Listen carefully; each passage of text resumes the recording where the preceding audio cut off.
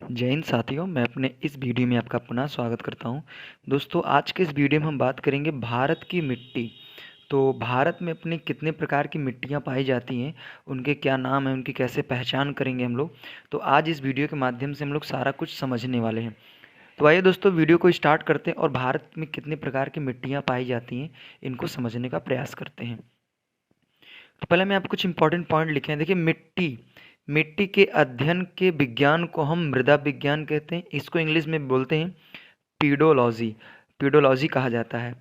भारतीय कृषि अनुसंधान परिषद ने भारतीय मिट्टियों को 8 वर्गों में विभाजित किया गया, जो निम्नलिखित हैं। तो यहाँ से आपको ये समझ में आ रहा है कि जो मिट्टी के बारे में अध्ययन करना वो कहलाता है मृदा विज्ञान। इसको इंग्लिश में बोलते हैं पीडोलॉजी। और भारतीय कृषि अनुसंधान परिषद ने भारत की मिट्टियों को 8 वर्गों में बांटा है, जो निम्नलिखित हैं। तो यहाँ पे हम लोग पहले वन बाय वन समझ लेते हैं, इनको इमेज के साथ देख लेंगे। तो पहला नंबर हम लोग बात देखते हैं कि जो 8 मिट्टियाँ होती हैं, 8 मिट्टियों में पहला नंबर तो आता है जलोढ़क। पहला नंबर तो होता है जलोढ़क मिट्टी। इमेज में आप देख पा रहे होंगे जलोढ़क मिट्टी। दूसरा नंबर होता है काली मिट्टी, इसको हम लोग ब्लैक सॉइल भी बोलते हैं, काली मिट्टी।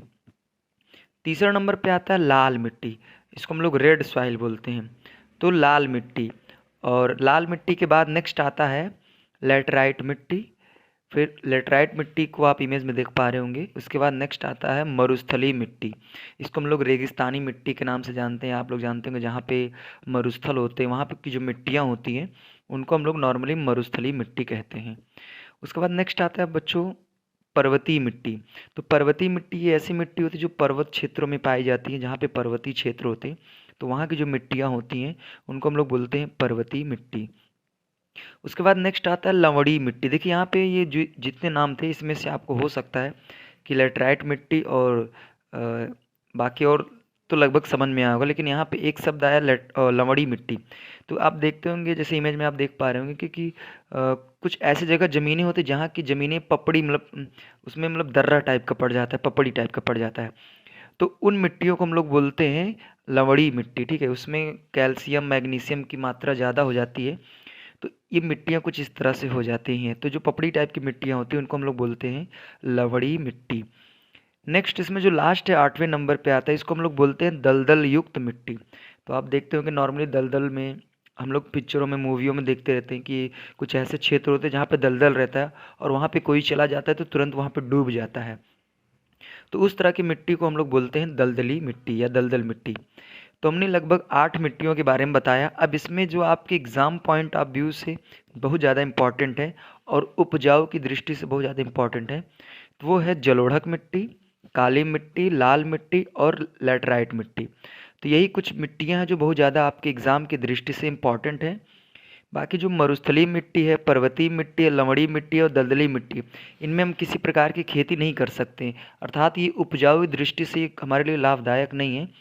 तो इसलिए हम लोग इन मिट्टियों को ज़्यादा कुछ खास डिटेल नहीं हम लोग समझेंगे। हम लोग को जो इम्पोर्टेंट पॉइंट है वो है जलोढ़क मिट्टी और काली मिट्टी, लाल मिट्टी और लेटराइट मिट्टी। तो यही 4 मिट्टियों को मुझे थोड़ा डिटेल में पढ़ना है। तो आइए हम लोग इसको वन बाय वन समझने का प्रयास करते हैं। तो आइए दोस्तों, पहला नंबर हम लोग बात करेंगे जलोढ़क मिट्टी। देखिए, जलोढ़क मिट्टी होती क्या है। तो यह नदियों द्वारा लाई गई मिट्टी है। देखिए, नाम में पता चल रहा है जलोढ़क।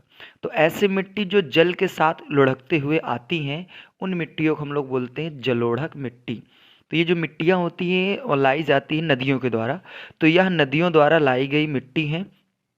इस मिट्टी में पोटास की बहुलता होती है, यानी पोटास बहुत ज़्यादा मात्रा में यहाँ पे होता है, लेकिन नाइट्रोजन, फास्फोरस एवं ह्यूमस की कमी होती है। तो क्वेश्चन पूछा जाता है कि किस मिट्टी में ह्यूमस की मात्रा बहुत ज़्यादा कम होती है, तो वो है बच्चों जलोढ़क मिट्टी। और पोटास की मात्रा सबसे ज़्यादा इसमें होती है। तो जलोढ़क मिट्टी क्या होती है, नदियों द्वारा लाई जाने वाली मिट्टी है। इसमें पोटास की मात्रा अधिक होती है, नाइट्रोजन, फास्फोरस, ह्यूमस की कमी होती है। नेक्स्ट आता है इसमें जलोढ़क मिट्टी से संबंध में। यह मिट्टी भारत में लगभग 22% क्षेत्रफल में पाई जाती हैं और यह 2 प्रकार की होती हैं, बांगर और खादर। तो ये दो जो जलोढ़क मिट्टी होती है इन्हीं को हम लोग 2 वर्गों में बांट दिए हैं। तो अभी आगे हम लोग समझने वाले हैं कि बांगर किसे कहेंगे और खादर किसे कहेंगे। तो भारत के लगभग 22% एरिया में ये मिट्टियाँ पाई जाती हैं। इनको दो प्रकार में हम बांटे हैं। तो पहला नंबर है बांगर और दूसरा नंबर है खादर।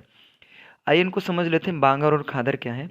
तो पुरानी जलोढ़क मिट्टी को हम लोग बांगर तथा नई जलोढ़क मिट्टी को हम लोग खादर कहते हैं। तो आपको समझ में आ गया कि बांगर क्या चीज़ है, खादर क्या चीज़ है।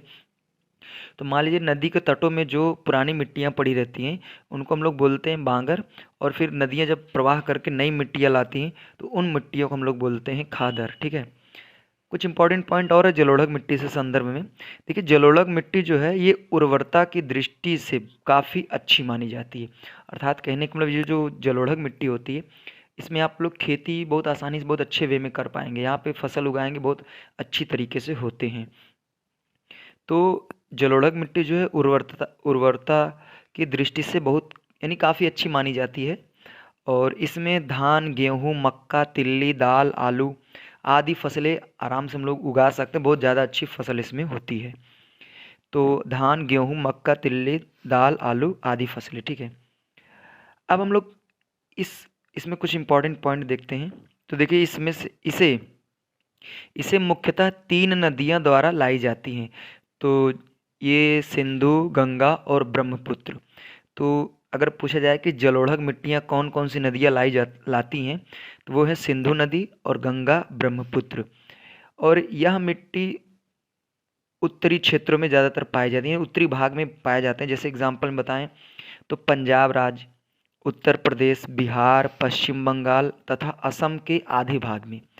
तो अपने इंडिया में अगर पूछा जाए जलोढ़क मिट्टी किन किन राज्यों में पाई जाती है, तो पंजाब, क्योंकि पंजाब से इधर नदियाँ प्रवाह करती हैं, और उत्तर प्रदेश, बिहार, पश्चिम बंगाल, उत्तराखंड में भी लगभग ये गंगा नदी प्रवाह करती है। तो इन क्षेत्रों में जलोढ़क मिट्टियाँ पाई जाती हैं। तो आपको ये ध्यान देना है 3 पॉइंट, सिंधु, गंगा, ब्रह्मपुत्र। तो ये 3 नदियाँ ऐसी हैं जो जलोढ़क मिट्टी को अपने साथ लाती हैं। तो उम्मीद करता हूँ दोस्तों जलोढ़क मिट्टी के बारे में जितने इंपॉर्टेंट पॉइंट बन सकते हैं लगभग मैंने आपको बताने का प्रयास किया। अब आइए हम लोग आगे बात करेंगे काली मिट्टी के बारे में। तो आइए स्टार्ट करते हैं। अब हम लोग बात करेंगे दोस्तों काली मिट्टी। तो काली मिट्टी क्या है? इसका निर्माण बेसाल्ट चट्टानों को टूटने फूटने से होता है। तो अगर पूछा जाए कि काली मिट्टी का निर्माण कैसे होता है, तो बेसाल्ट चट्टानों के टूटने और फूटने से होता है। इसमें आयरन, चूना, एल्युमिनियम एवं मैग्नीशियम की बहुलता होती है। तो अगर जैसे भी मैंने बताया था कि जलोढ़क मिट्टी तो वहाँ पे पोटास की मात्रा ज़्यादा थी, तो काली मिट्टी जो है इसमें सर्वाधिक आप देख पा रहे होंगे कि आयरन सबसे ज़्यादा होता है, चूना होता है, एल्युमिनियम एवं मैग्नीशियम की बहुलता होती है। इस मिट्टी का जो रंग काला होता है वो होता है टिटेनिफेरस, मैग्नेटाइट एवं जीवाश्म की उपस्थिति के कारण होता है। तो कई बार एग्जाम में क्वेश्चन आ चुके हैं कि जो काली मिट्टी होती है उसका काला रंग का मेन कारण क्या है, क्यों काला रंग उसका होता है। तो काला रंग होने का कारण है टिटेनिफेरस फेरस, मैग्नेटाइट एवं जीवाश्म की उपस्थिति उसमें होती है, इस कारण उस मिट्टी का रंग काला होता है। नेक्स्ट, इस मिट्टी को हम लोग रेगुर मिट्टी के नाम से जानते हैं। एग्जाम में कई बार क्वेश्चन बन चुके हैं, आते भी हैं कि रेगुर मिट्टी को हम किस नाम से जानते हैं। तो रेगुर मिट्टी को हम लोग काली मिट्टी के नाम से, काली मिट्टी के नाम से जानते हैं, और काली मिट्टी को हम लोग रेगुर मिट्टी के नाम से जानते हैं। देखिए जो मिट्टी है किसके लिए बहुत ज़्यादा इंपॉर्टेंट है, लाभदायक है। तो कपास की खेती के लिए यह सर्वाधिक उपयुक्त होती है, अतः इसे काली कपास की मिट्टी भी कहा जाता है। अन्य फसलें जैसे गेहूँ, ज्वार, बाजरा आदि को आसानी से इन मिट्टियों में हम लोग उगा सकते हैं। अब हम बात करेंगे कि ये मिट्टियाँ भारत के किन किन राज्यों में पाई जाती हैं। तो भारत में काली मिट्टी गुजरात, महाराष्ट्र, मध्य प्रदेश, उड़ीसा, कर्नाटक इत्यादि शहरों में, शहरों नहीं प्रदेशों में पाई जाती हैं। तो अभी मैंने बताया था जलोढ़क मिट्टी में जैसे पंजाब, उत्तराखंड, उत्तर प्रदेश, बिहार, पश्चिम बंगाल, असम, असम के पूरे भाग में नहीं आधे भाग में जलोढ़क मिट्टी पाई जाती है। लेकिन अगर हम बात करें काली मिट्टी, तो काली मिट्टी गुजरात, महाराष्ट्र, मध्य प्रदेश, उड़ीसा, कर्नाटक, तो इन राज्यों में काली मिट्टी पाई जाती है। तो उम्मीद करता हूँ दोस्तों अभी 2 मिट्टियों के बारे में मैंने बात की, जलोढ़क और काली मिट्टी, और ये इनको मैं इसलिए बता रहा हूँ कि ये उपजाऊ दृष्टि से बहुत ज़्यादा इम्पॉर्टेंट होती हैं। आइए अब हम लोग बात करेंगे लाल मिट्टी। देखिए लाल मिट्टी के बारे में, रेड सॉइल, इसका निर्माण जलवायविक परिवर्तनों के कारण परिणाम स्वरूप रवेदार एवं कायांतरित सेलों के विघटन एवं वियोजन से होता है। तो इस मिट्टी का निर्माण नॉर्मली आप लोग को याद रखना है कि जलवायविक परिवर्तन के परिणाम स्वरूप में ये रवेदार एवं कायांतरित शैलों के विघटन एवं वियोजन से होता है। इस मिट्टी में सिलिका एवं आयरन की बहुलता होती है। तो यहाँ से क्वेश्चन बहुत ज़्यादा पूछे जाते हैं कि किस मिट्टी में किसकी बहुलता ज़्यादा, अर्थात कौन सर्वाधिक होता है। तो आप लाल मिट्टी में देख लीजिए, इसमें सिलिका और आयरन इनकी बहुलता ज़्यादा, यानी ये अधिक मात्रा में पाए जाते हैं। नेक्स्ट पॉइंट, लाल मिट्टी का लाल रंग लौह ऑक्साइड के उपस्थिति के कारण होता है। जैसे मैंने काली मिट्टी के बारे में बताया, उसमें किसके कारण वो काला होता है, उसी तरह जो लाल मिट्टी होती है, लाल मिट्टी किसके कारण लाल होता है, तो उसका मेन कारण है लौह ऑक्साइड के कारण होता है। ठीक है, लौह ऑक्साइड के कारण इस मिट्टी का रंग लाल होता है। लेकिन जल योजित रूप में यह पीली दिखाई पड़ती है। जैसे देखो, लाल जो मिट्टी होती, अगर इसको हम जल में, अर्थात इसमें जल मिला देते हैं, मान लीजिए इस मिट्टी में पानी बरस देता है, तो ये मिट्टी फिर लाल की जगह पीली हो जाती है, कहने का मतलब तो वही है। लेकिन जल योजित रूप में, यानी जल मिला देने पर जल मिल जाता है, तो यह मिट्टी हमको पीली दिखाई देने लगती है या दिखाई पड़ती है। ठीक है, यह अम्लीय प्रकृति की मिट्टी है और इसमें नाइट्रोजन, फास्फोरस एवं ह्यूमस की कमी होती है। यह मिट्टी प्रायः उर्वरता विहीन बंजर भूमि के रूप में पाई जाती है। तो ये हमारे लिए उतना उपजाऊ दृष्टि से इम्पॉर्टेंट नहीं है। ठीक है, तो यह अम्लीय प्रकृति की मिट्टी है, इसमें नाइट्रोजन, फास्फोरस एवं ह्यूमस की कमी होती है। यह मिट्टी प्रायः उर्वरता विहीन बंजर भूमि के रूप में पाई जाती है। ठीक है, नेक्स्ट, चूना का इस्तेमाल कर लाल मिट्टी की उर्वरता बढ़ाई जा सकती है। जैसे मान लो, देखो अभी मैंने बताया कि जो लाल मिट्टी है, लाल मिट्टी ये उर्वरता की दृष्टि से मतलब लेस है, एकदम कुछ नहीं है, इसमें हम लोग फसल नहीं उगा सकते। लेकिन अगर इस मिट्टी में हम चूना का इस्तेमाल करें, चूने को मिला दें, तो लाल मिट्टी की उर्वरता बढ़ जाती है, अर्थात इसमें हम लोग आसानी से फसल को उगा सकते हैं। ठीक है, नेक्स्ट देखिए, इस मिट्टी में कपास, गेहूं, दाल एवं मोटे अनाजों की कृषि की जा सकती है। अब जब इसमें हम चूने को मिला देंगे, जैसे हम लोग खाद मिलाते हैं, तो फसल की मात्रा बढ़ जाती है। सेम टू सेम अगर इस लाल मिट्टी में अगर मैं चूना मिला दूं, तो इसकी उर्वरता बढ़ जाती है, और अगर उर्वरता बढ़ जाएगी तो आराम से हम लोग इसमें कपास, गेहूँ, दाल, मोटे अनाजों को आसानी से हम लोग इसमें उगा सकते हैं। अगर हम बात करते हैं कि ये मिट्टियाँ भारत के किन किन राज्यों में पाई जाती हैं, तो यह मिट्टियाँ भारत की आंध्र प्रदेश, मध्य प्रदेश, महाराष्ट्र, तमिलनाडु और कर्नाटक जैसे राज्यों में इन मिट्टियों को पाया जाता है। तो ये आपकी लाल मिट्टी हुई। ठीक है, अब हम लोग बात करेंगे लैटराइट मिट्टी। तो लैटराइट मिट्टी क्या है, इससे संदर्भ में काफ़ी इंपॉर्टेंट क्वेश्चन बनते हैं, तो आइए इनको देखने का प्रयास करते हैं। अब हम लोग बात करेंगे लैटराइट मिट्टी। देखिए, लैटराइट मिट्टी क्या है। इसका निर्माण मानसूनी जलवायु की आर्द्रता एवं शुष्कता के क्रमिक परिवर्तन के परिणाम स्वरूप उत्पन्न विशिष्ट परिस्थितियों में होता है। तो इसका निर्माण कैसे होता है, तो मानसून के जलवायु आर्द्रता एवं शुष्कता के क्रमिक परिवर्तन के परिणाम स्वरूप उत्पन्न विशिष्ट परिस्थितियों में होता है। इसमें आयरन एवं सिलिका की बहुलता होती है, आयरन और सिलिका अधिक होते हैं। नेक्स्ट देखिए, सैलों के टूट फूट से निर्मित होने वाली इस मिट्टी को गहरी लाल लैटराइट, सफ़ेद लैटराइट एवं भूमिगत जलवायु लैटराइट के रूप में वर्गीकृत किया जाता है। देखो, सेलों को टूटने फूटने के कारण निर्मित इसमें कई मिट्टी मतलब कई भागों में खंडित होती हैं, तो जिसको हम लोग इस मिट्टी को हम लोग गहरी लाल लैटराइट, सफ़ेद लैटराइट एवं भूमिगत जलवायु लैटराइट के रूप में वर्गीकृत करते हैं। अब देखिए, जो गहरी लाल लैटराइट, इसमें लौह ऑक्साइड तथा पोटास की बहुलता होती है, इसकी उर्वरता कम होती है, लेकिन चिकने भाग में कुछ खेती की जाती है।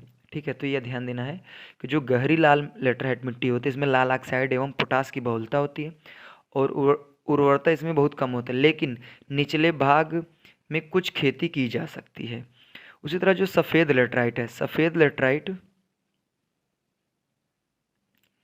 देखिए जो सफ़ेद लेटराइट है, इसकी उर्वरता सफ़ेद लेटराइट इसकी उर्वरता सबसे कम होती, और केओलिन के कारण इसका रंग सफ़ेद होता है। तो पूछा जाएगा कि सफ़ेद लेटराइट मिट्टी का रंग सफ़ेद क्यों होता है, तो केओलिन के कारण होता है इसका रंग। और भूमिगत जलवायु लेटराइट काफ़ी उपजाऊ होती हैं, क्योंकि वर्षा में लौह ऑक्साइड जल के साथ घुल कर नीचे चले जाते हैं, तो इसलिए थोड़ा सा उपजाऊ हो जाता है। नेक्स्ट और इम्पॉर्टेंट पॉइंट है देखिए, जो लैटराइट मिट्टी है चाय एवं इलायची की खेती के लिए सर्वाधिक उपयुक्त होती है। तो जो लैटराइट मिट्टी होती है ये चाय और इलायची इन दो खेतों के मतलब फसल के लिए बहुत ज़्यादा उपजाऊ मतलब उपयुक्त बहुत इंपॉर्टेंट कह सकते हैं कि लैटराइट जो मिट्टी होती है चाय और इलायची के लिए बहुत ज़्यादा लाभकारी होती है। अगर बात किया जाए कि इन मिट्टियों को किन प्रदेशों में पाया जाता है, तो इन मिट्टियों को हम लोग तमिलनाडु के पहाड़ी भागों में, महाराष्ट्र, पश्चिम बंगाल और उड़ीसा जैसे प्रदेशों में इसको हम लोग देखते हैं। तो आज हमने बात किया कि हमारे भारत में कितने प्रकार की मिट्टियाँ हैं और वो मिट्टियाँ कौन से हमारे लिए लाभकारी हैं, कौन से नहीं हैं, तो उनको मैंने बताने का प्रयास किया। तो हमारे भारत में 8 प्रकार की मिट्टियाँ, जिसमें से 4 ऐसी मिट्टियाँ जो उर्वरता की दृष्टि से महत्वपूर्ण होती हैं। बाकी जो पर्वतीय मिट्टी है, दलदली, लवणीय मिट्टी और मरुस्थलीय मिट्टी, इनमें हम लोग फसल तो उगा ही नहीं पाते, इसलिए ये हमारे लिए उतना इम्पोर्टेंट नहीं है और एग्ज़ाम में यहाँ से क्वेश्चन भी नहीं बनते। तो जो भी एग्ज़ाम में क्वेश्चन बनते हैं वो इन्हीं मिट्टियों से बनते हैं। तो उम्मीद करता हूँ दोस्तों ये वीडियो आपके लिए काफ़ी हेल्पफुल रहा होगा। इसी तरह दोस्तों आगे मिलेंगे हम लोग नेक्स्ट वीडियो में। तब तक के लिए जय हिंद, वंदे मातरम।